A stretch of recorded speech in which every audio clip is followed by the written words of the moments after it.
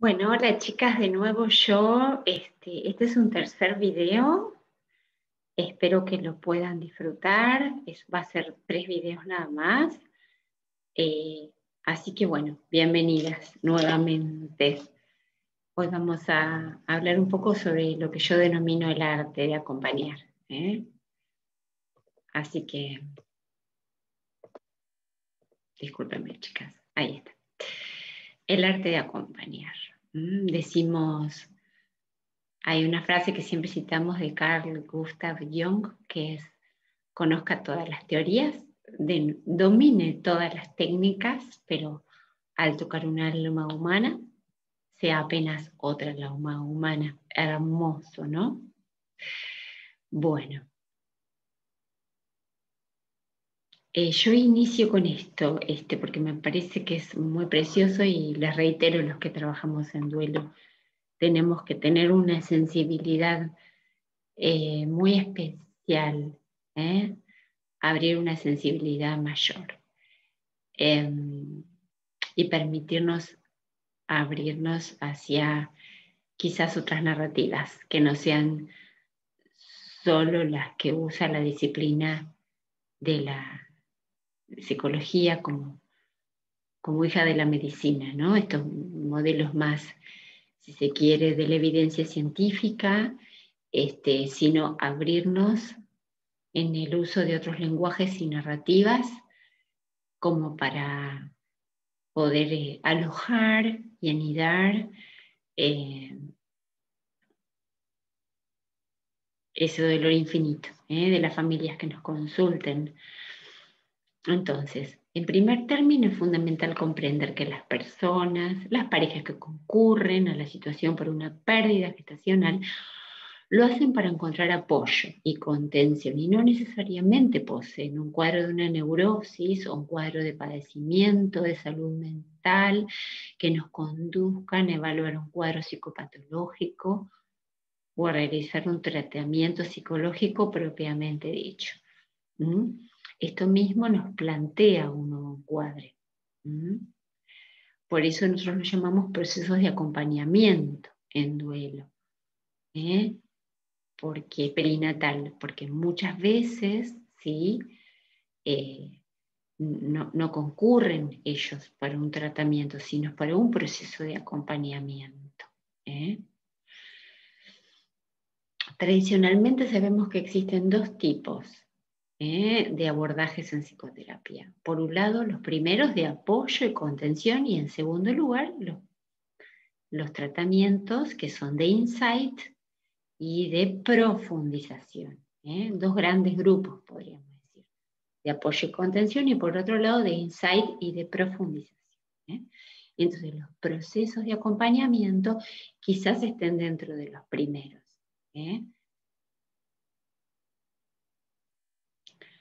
Vemos que generalmente están dentro de los primeros, que a las personas que concurren por este motivo de consulta les cuesta mucho sostener estos espacios terapéuticos, van a vivir varias interrupciones de sus abordajes, van a estar tiempo, intervalos y van a volver a la consulta, pero es muy resistencial al principio, justamente porque es un dolor intolerable, muy difícil de manejar, de administrar.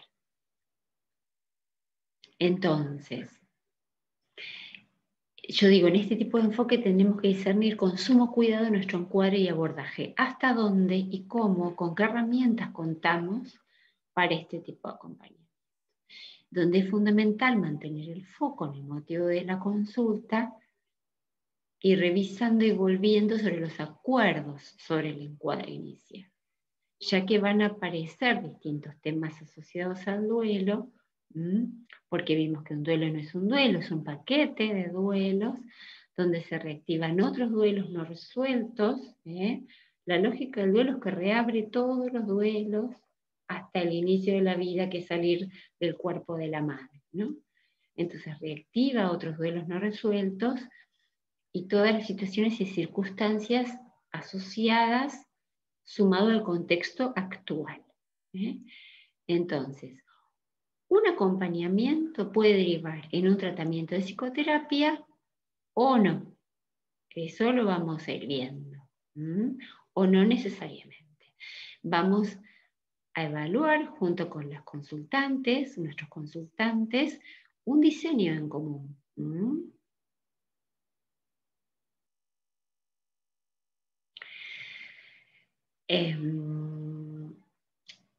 Por eso decimos que acompañar es un arte, porque es ante todo esa combinación de intuición, toda nuestra formación y capacitación, pero también tiene estas inteligencias que decimos que son las inteligencias que no es la única hemisferio, digamos, lógico, matemático, racional, sino que son otras inteligencias, la inteligencia emocional, la inteligencia intuitiva, la inteligencia espiritual. Esto nos convoca en abrir otro campo de sensibilidad, otro campo intuitivo, ese gran misterio que implica ese arte, que tiene que ver con el respeto, el silencio, la escucha, acompañar en todo esto que nos va a convocar, además de la propia historia personal del terapeuta, ¿no?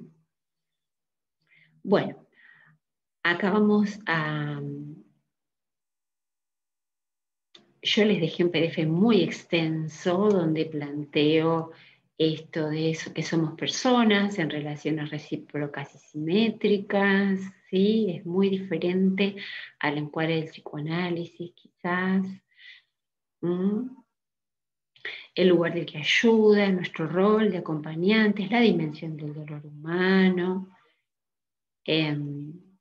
También atender a ese coinconsciente vincular, porque también hay conceptos del psicoanálisis que vamos a trabajar, el arte de la escucha, el concepto de disponibilidad, consiste en el concepto de disponibilidad es muy interesante, es un concepto nuevo que integra esa capacidad de escucha más ampliada y de presencia plena, receptiva, plena, sensible, respetuosa, en esta capacidad de resonar con el dolor del otro, sentir lo que el otro siente, ¿no? Ese ir y venir. El concepto de empatía, decimos que es un concepto interesante también, pero a revisar, porque nosotros jamás vamos a llegar a sentir lo que el otro siente, porque la experiencia es intransferible. Quizás las que hayamos atravesado la experiencia tengamos un poco más de elementos porque lo hemos vivido. Sin embargo, la experiencia del otro es del otro. Entonces, ¿qué significa esto de la empatía? Sentir con el otro, ¿no? La capacidad de empatizar nos lleva a revisar esta cualidad evolutiva del psiquismo que implica ponerse en el lugar del otro sin perder el propio lugar, sin perderse en el otro, ir y venir, entrar y salir.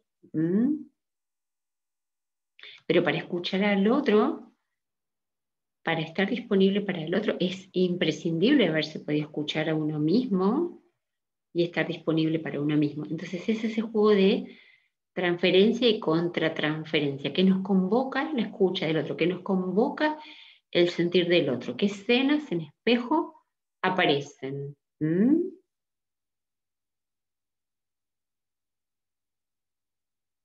Qué emociones propias del inconsciente se movilizan del lado del terapeuta. Todo lo que no pueda ser visto por el terapeuta va a aparecer en un campo perceptual de proyecciones. Entonces es muy importante que el terapeuta pueda tener siempre decimos, ¿no? Los que nos especializamos en duelo, que el especialista en duelo tiene que tener un trabajo muy profundo, muy, muy sostenido a lo largo de su vida, sobre sus propios procesos de duelo.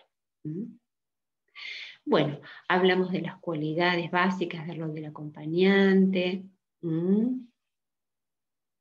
y luego de algunos requisitos, digamos, de algunos rasgos que fue como, primero, aspectos, el arte de la escucha, la disponibilidad, esto de revisamos la empatía, el movimiento de la transferencia y la contratransferencia, ese ida y vuelta de ese inconsciente vincular. Y ahora vamos a este concepto de la regulación emocional. Las emociones son el vehículo que une el consciente con el inconsciente, como ya se ha dicho, ¿no?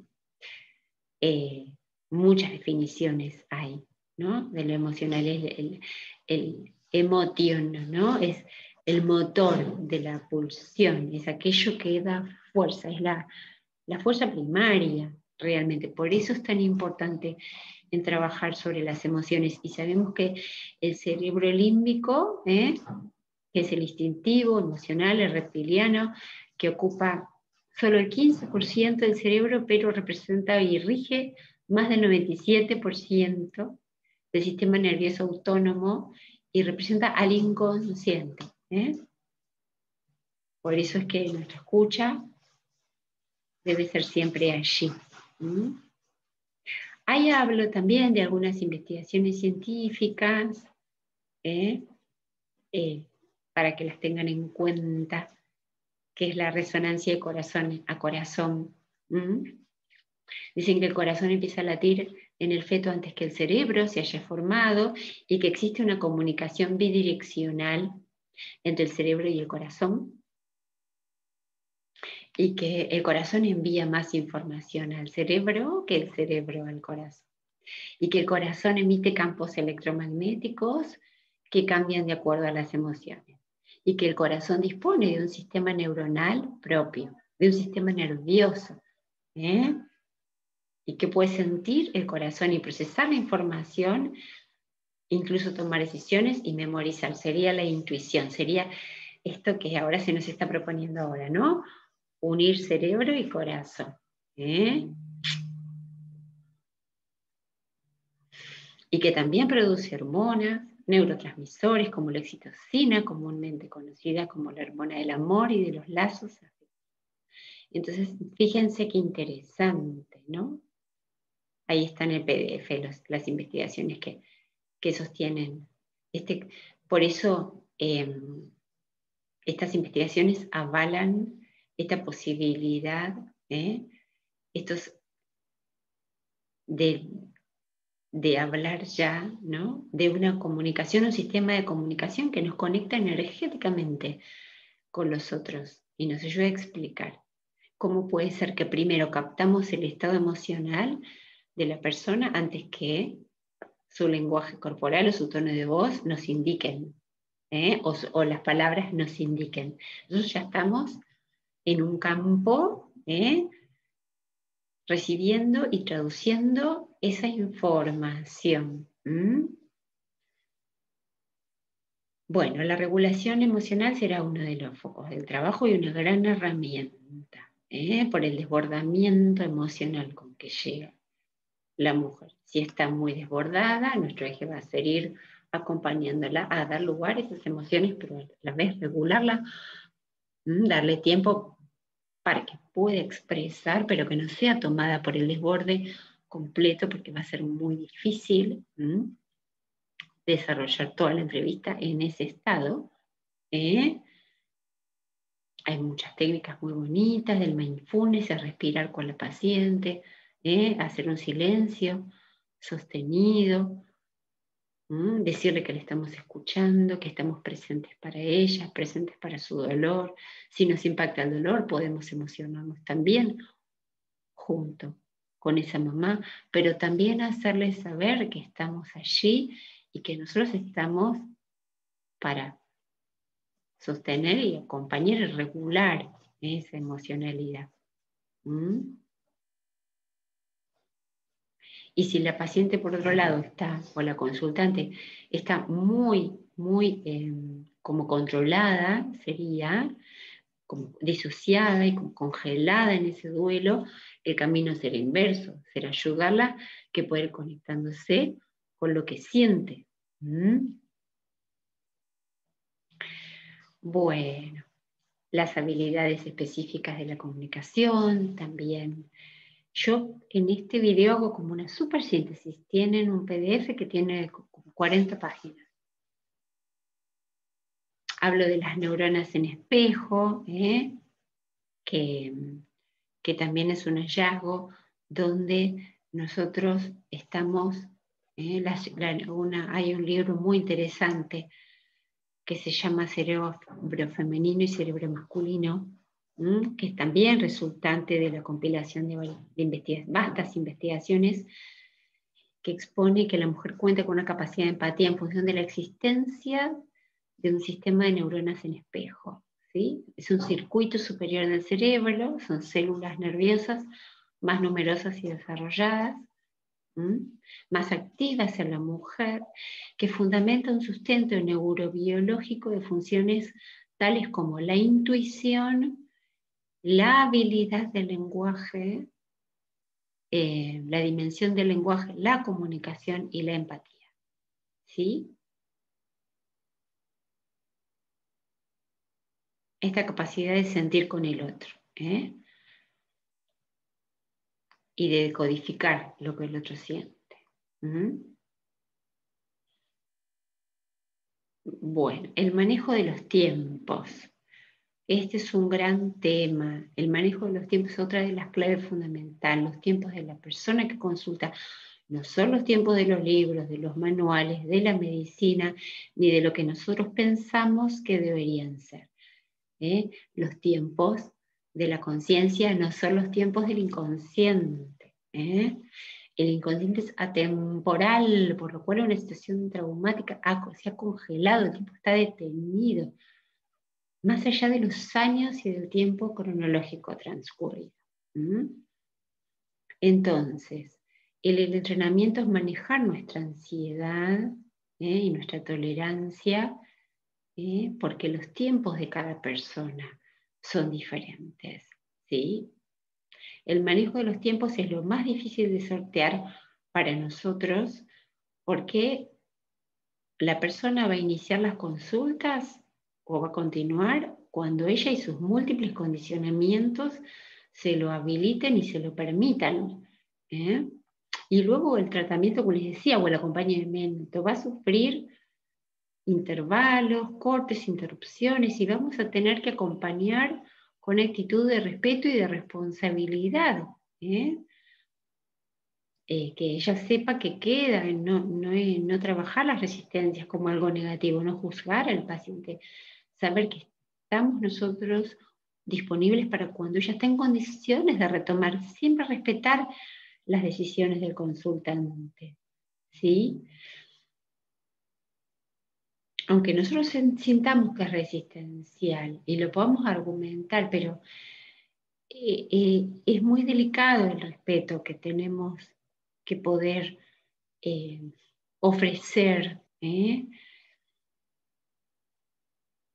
Bueno, el manejo de los silencios es otra de las claves. No se puede bajo ningún concepto obligar a hablar, ni acelerar el discurso, ni interrumpir, ni confrontar. Yo digo, hay dos tipos de silencios. Un silencio que tiene que ver con la desconexión, con la indiferencia, con el vacío, con el desinterés. Y hay otro silencio que tiene que ver con el respeto y con la presencia plena. Como en esto de por ahí poder decirle al paciente, estoy acá para vos, y sentirlo profundamente. Estoy acá disponible para vos. Estoy a tu lado.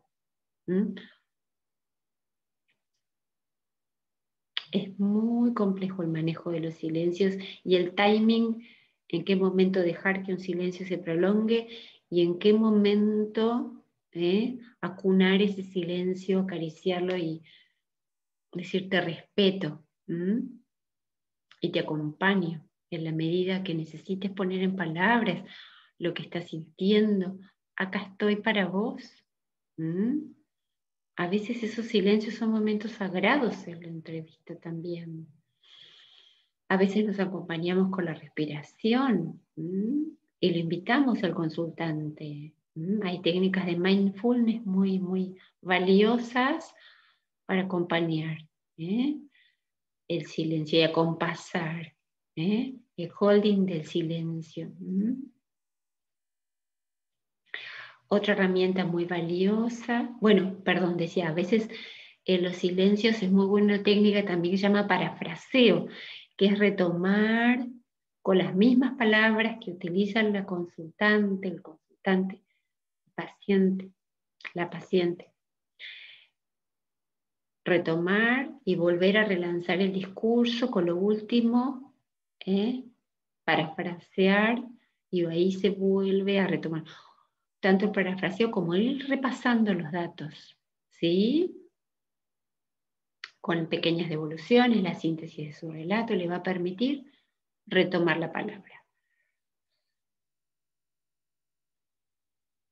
Pero si en ese momento se quiebra y necesita llorar, también es muy valioso que no cortemos eso, siempre que no haya un desbordamiento, que nosotros sintamos que no podemos manejar, es muy valioso hacer silencio y dar lugar a esa conmoción y ese llanto. Porque le va a permitir recuperar una emoción que fue capturada por los mecanismos de defensa y por la represión. Y ahí vuelve una energía vital disponible, que va a volver a estar disponible. La emoción es una energía vital que vuelve y se recupera. Se recupera la capacidad de sentir. ¿Sí? Esto es muy importante, porque ya nos habla del descongelamiento del duelo. Si hay un manantial, yo digo de vida, manantial de energía, que es ese manantial de emociones, que vuelve a, ¿sí? Y se recupera. Entonces es como sagrado cada momento que la mujer se pueda conectar con lo que siente. Más allá, ¿sí? Después lo puede poner en palabras, la vamos a invitar a ponerlo en palabras también, ¿sí? La validación es otro recurso sumamente efectivo, es ir confirmando la pertinencia de las percepciones, hacerle saber a la persona que la estamos escuchando, básicamente que tiene el derecho de sentir lo que siente, que no está loca, que no se va a volver loca, que no está confundida.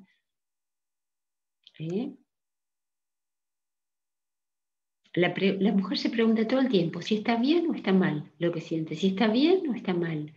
Entonces, aunque su experiencia, la experiencia de su dolor sea subjetiva, ella necesita que se le otorgue ese derecho a sentir sin ser cuestionada, sin ser desmentida, desestimada.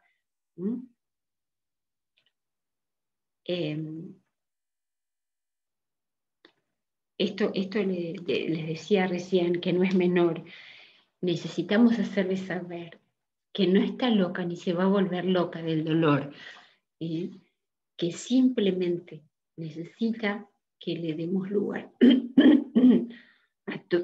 a un dolor que puede ser más allá de lo humanamente soportable, de lo humanamente resistible, y que allí radica también quizás su fortaleza en la capacidad de transitar esa experiencia de extrema vulnerabilidad.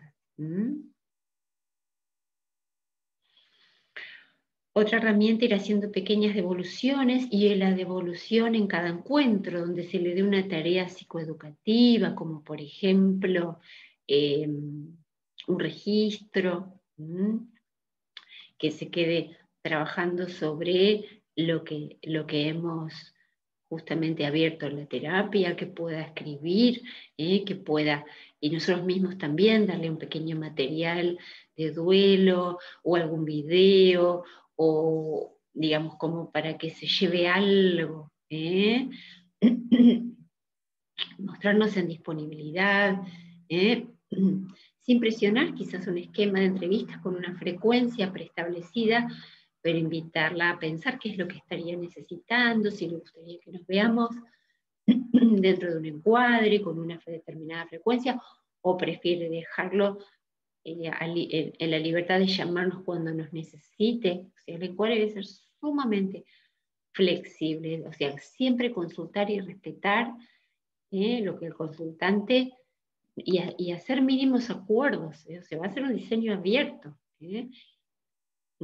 ir realizando pequeños acuerdos sobre la forma en que nos continuamos viendo y que continuamos trabajando. Entonces hicimos la primera entrevista, Es una entrevista semiestructurada, donde vamos a confeccionar una historia clínica, donde vamos a volcar toda la información en sintonía, siempre en sintonía con lo que nos traen los consultantes. Vamos a ver el motivo de consulta, la configuración familiar, las expectativas de tratamiento. Y vamos a indagar, lo central será lo que vamos a indagar son las gestaciones interrumpidas, las detenciones de embarazo, a ver qué percepción y qué representación tiene esa pérdida.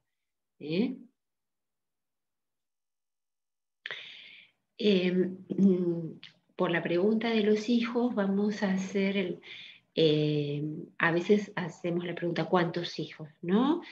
Pero hay muchos casos que no aparece toda la información porque son duelos desautorizados. Entonces la mujer llega a un aborto voluntario o una pérdida espontánea muy temprana, no la recuerda y no la tiene en cuenta. Entonces vamos a preguntar cómo hace el ginecólogo obstetra. ¿Cuántos embarazos? Y vamos a insistir sobre la pregunta. Y no solo la mujer, sino la madre. O sea, ¿cuántos hermanos quizás no han llegado a nacer? Como suelen ser secretos, sin saber que son secretos, porque como han sido desautorizados, sigue la misma lógica que el secreto familiar. Se desmienten y se sigue escondiendo esa información. Entonces, si estamos en esa fase, primera fase de acompañamiento, que es la psicoterapia o el acompañamiento, apoyo y contención, no vamos a buscar información transgeneracional, sino aparece, porque eso es para un proceso ya de profundización y de insight, de otro tipo de acompañamiento. Acá simplemente vamos a estar en sintonía con lo que nos va trayendo el consultante.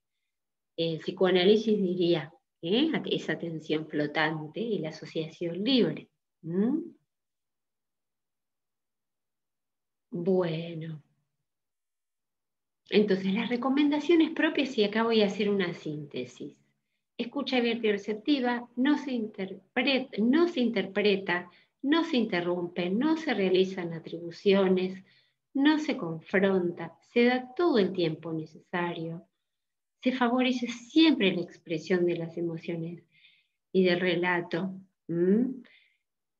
Se validan absolutamente todas las emociones, ¿sí? Lo que no podemos validar es la culpa cuando está desregulada y se corresponde con una distorsión de su percepción, por ende de la realidad. Entonces la culpa se reconoce como tal, se le da lugar a que se exprese, pero después se trabaja activamente para que no se retroalimente. Se revisan los juicios de valor, las frases del sistema sanitario, del entorno afectivo, que condenan a la mujer vulnerando sus derechos y su capacidad de recuperación, ¿sí? Así que la culpa se trabaja, porque va a aparecer, es la emoción omnipresente en todas las fases del duelo. Bueno, acá yo un poco comento, ¿no? ¿Cuál es la especificidad de nuestro rol, ¿no? Y acá digo, el abordaje es un proceso de acompañamiento en duelo. Nuestro rol será acompañantes en el proceso de duelo, con la especificidad del trabajo de duelo y, si fuera necesario, con la especificidad del abordaje del estrés postraumático. Frecuente los casos de violencia obstétrica. La psicología y la psiquiatría se enfocaban en estos casos como trastornos adaptativos y también como crisis vitales, con las técnicas de intervención en crisis, pero nuestro enfoque nos permite avanzar un poco más. Las expectativas de acompañamiento, debemos trabajar con expectativas realistas. No vamos a poder develar las causales de la muerte intrauterina o perinatal, ni tampoco evitarles el dolor, ni garantizar reducir los costos del duelo. Por eso será necesario revisar con máxima honestidad cuáles son las expectativas, porque estas familias lo que se preguntan siempre es la explicación, el por qué. las causas. Y sabemos que la medicina tiene respuestas parciales, ¿sí? La muerte es un misterio que ni la filosofía ni las religiones han dado respuesta a lo largo de la historia. Entonces, evidentemente, la medicina va a dar algunas respuestas y respuestas parciales. Sepamos que los padres, las madres, los padres y las familias van a estar siempre en esa búsqueda de respuestas que nosotros tampoco tenemos, por ofrecerles, pero sí desde el respeto y desde el reconocimiento del no saber, de no contar con las respuestas, le vamos a permitir a ellos su búsqueda, ¿sí? Y su propia atribución de significaciones, sin nosotros ir a colonizar y a intentar que ellos den un sentido cuando todavía no pueden dar un sentido y una significación a su experiencia. Quizás les lleven muchos años. Incluso hay algo que es un concepto del aprendizaje, la transformación y la resiliencia, que nosotros sabemos como si fuera sentido común básico, ¿no? Pero tampoco podemos apresurarlos a eso, porque ellos en el primer momento no pueden ver que exista ningún tipo de aprendizaje, ningún tipo de transformación en la experiencia, no lo pueden ver. Entonces tampoco apresuremos esa capacidad de simbolización del psiquismo, porque no lo pueden ver, ni siquiera como un aprendizaje. Es el absurdo, es lo inimaginable. Entonces, en las expectativas de tratamiento vamos a profundizar que sean expectativas realistas. No les vamos a reducir el dolor, no les vamos a develar las causas que ellos necesitan saber. Bueno, vamos a tener en cuenta especialmente también los factores de riesgo mayor para un duelo más complicado o patológico.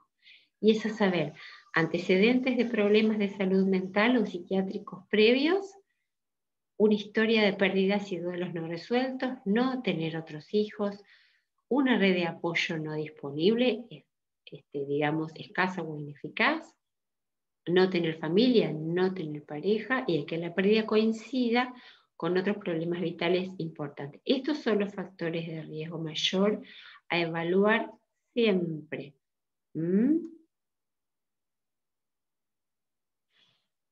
Bien. Acá les decía, ¿no?, que las familias, las causales son tan complejas y en última instancia implican dilemas existenciales que ni la ciencia, ni la filosofía, ni la religión pudieron dar acabada respuesta y definitiva. Sin embargo, sin contradecir lo antedicho, es necesario y legítimo también que los acompañemos en la búsqueda de posibles, aunque sean respuestas parciales y reductivas, posibles diagnósticos,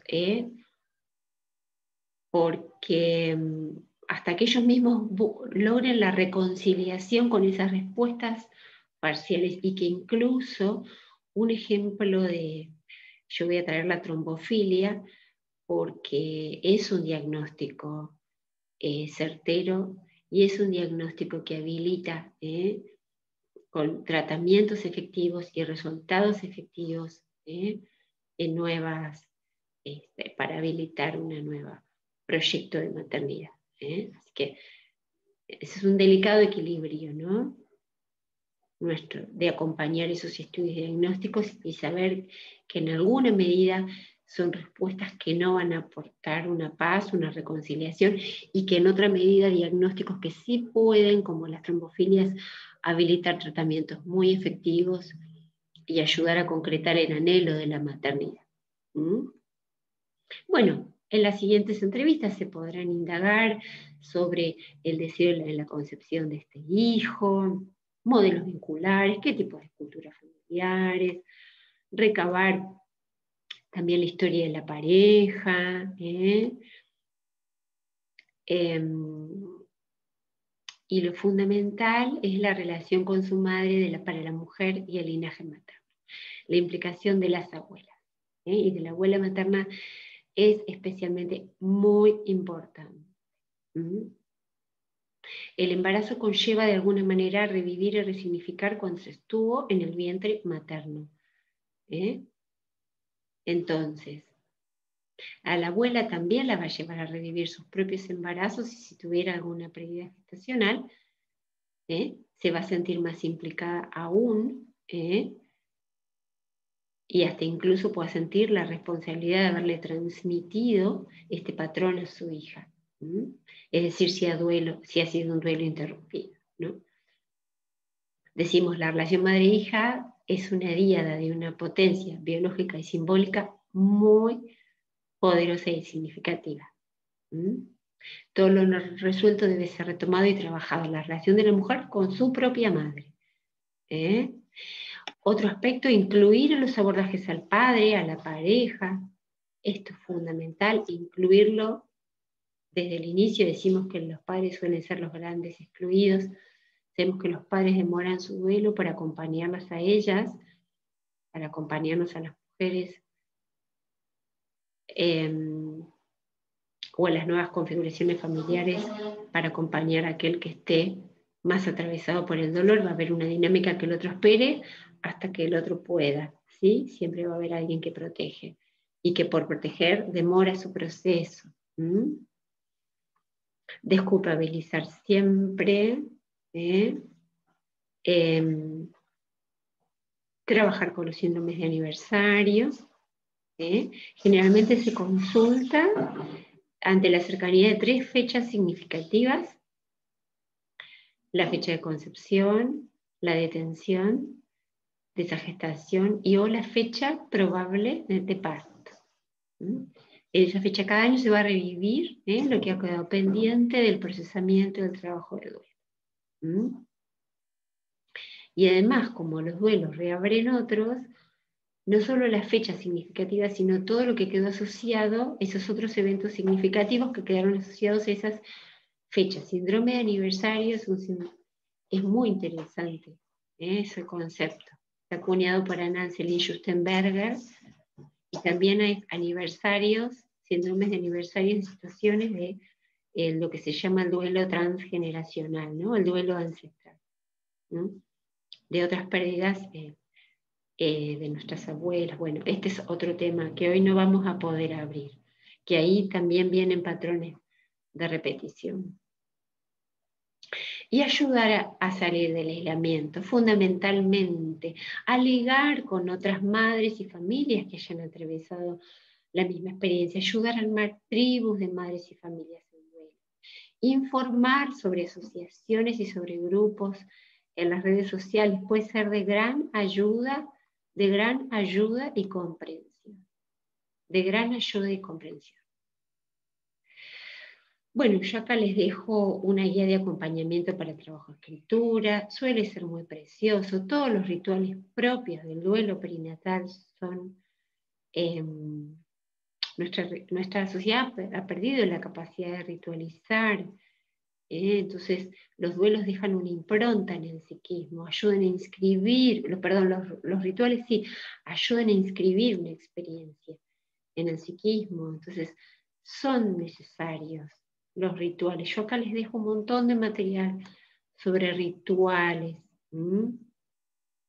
Yo digo, son esencialmente reparatorios, nos conectan con las emociones y los sentimientos que no pudimos abrir en su momento y los vamos a reabrir, nos permiten revincularnos y reencontrarnos con nuestros hijos, nos vinculan desde lo más profundo y logran esa comunión espiritual tan anhelada con los hijos que han partido.